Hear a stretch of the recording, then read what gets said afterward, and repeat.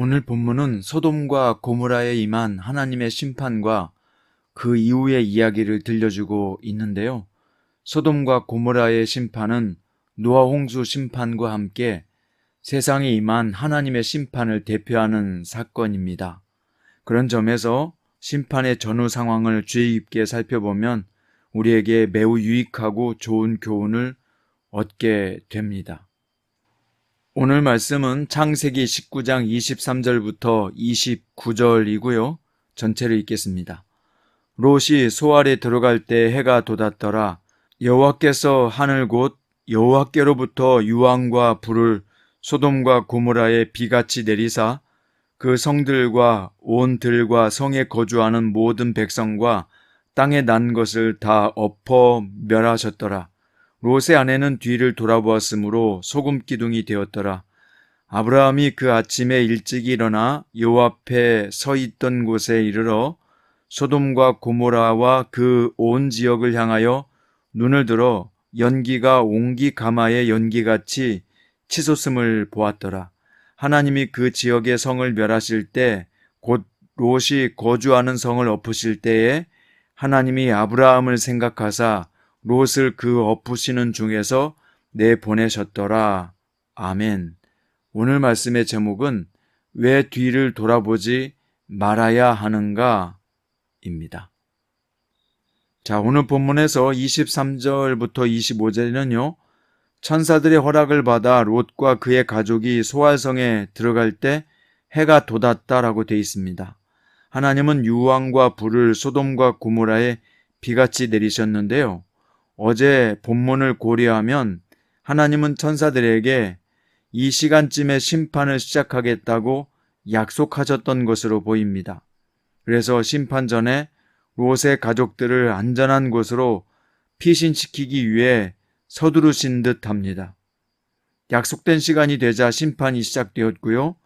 이 유황불에 의해서 소돔과 고모라 성만이 아니라 그 성에 사는 백성, 성 주위의 들, 땅에 난 모든 것이 멸절하였습니다. 노아 홍수 심판 이후로는 홍수로 심판하지 않겠다고 하신 대로 이번에는 불로 심판하신 것입니다. 오늘 본문의 묘사는 불심판이 홍수 심판과 마찬가지로 매우 철저했음을 보여주고 있습니다.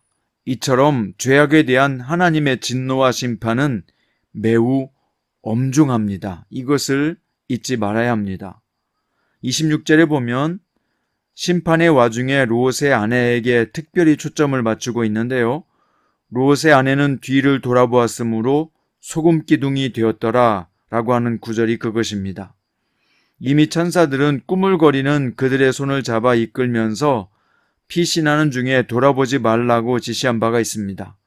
롯의 아내는 이미 구원을 받았음에도 불구하고 금기 사항을 어겨 비참한 최후를 맞이하게 됐는데요.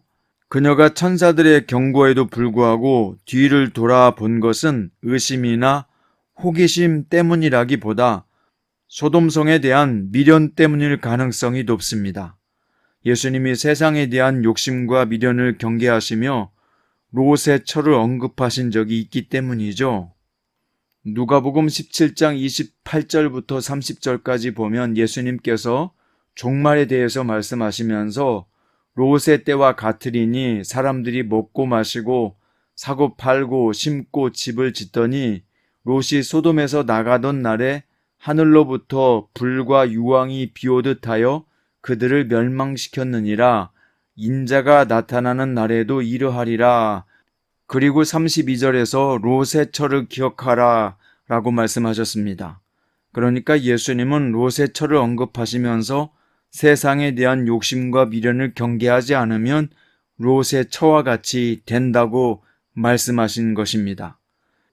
그래서 우리는 골로새서 3장 2절에서 위의 것을 생각하고 땅의 것을 생각하지 말라 라고 하는 말씀을 가슴에 분명히 새기고 있어야 합니다. 자, 27절부터 29절에 보면요, 구원을 선택하는 사람 이야기가 나옵니다. 아브라함은 심판이 임하던 날 아침에 일찍 일어나서 소돔과 고모라에서 연기가 치솟는 광경을 확인했습니다. 본문의 그 아침이라고 하는 한정적 표현은 아브라함이 하나님으로부터 심판의 때에 대한 언지를 들었을 가능성을 암시하고 있습니다. 그래서 아브라함은 그 시간에 심판 여부를 확인한 것이죠. 정말 하나님의 말씀 그대로 소돔과 고모라가 멸망하는지 지켜보고자 한 것입니다. 하나님은 계획대로 소돔과 고모라를 심판하여 그곳을 엎으시는 중에도 아브라함의 중재를 기억하시고 롯의 가족을 구출하셨습니다. 그럼에도 불구하고 롯의 가족 모두가 구원을 받지는 못했습니다. 이것은 무엇을 이야기합니까? 하나님의 능력이 부족함을 드러내는 것이 아니죠. 하나님은 모든 사람에게 구원의 길을 열어놓으셨지만 그 길을 선택하고 끝까지 걷는 사람만이 구원을 받습니다. 구원은 전적인 하나님의 은혜지요. 그렇지만 인간의 판단과 선택도 하나님의 구원 역사 가운데 포함된다는 사실을 우리는 롯의 가족들이 맞이한 결과를 통해 배울 수 있습니다. 롯의 아내는 뒤를 돌아보았다가 소금기둥으로 변했습니다. 왜 그렇게 소금기둥으로 변하고 말았을까요?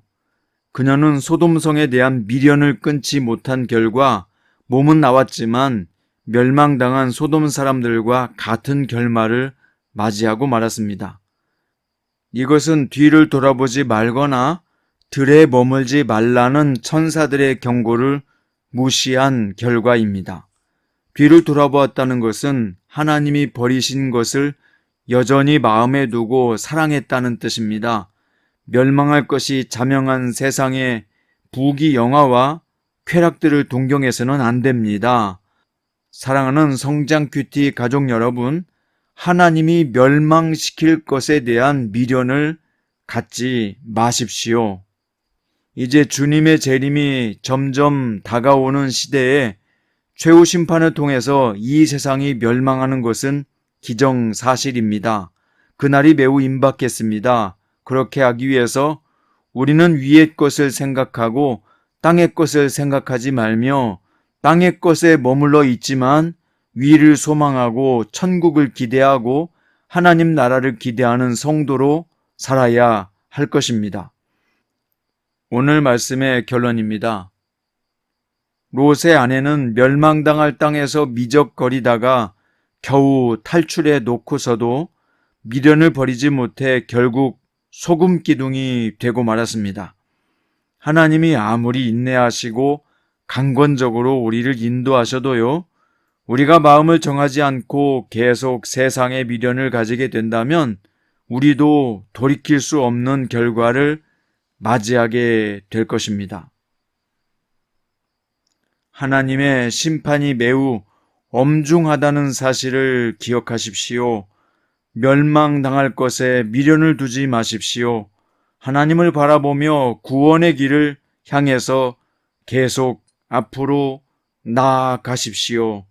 뒤를 돌아보지 말고 세상을 돌아보지 말고 세상에 대한 미련을 두지 말고 하나님 나라의 표대를 향해서 구원의 길로 나아가는 참된 성도가 됩시다.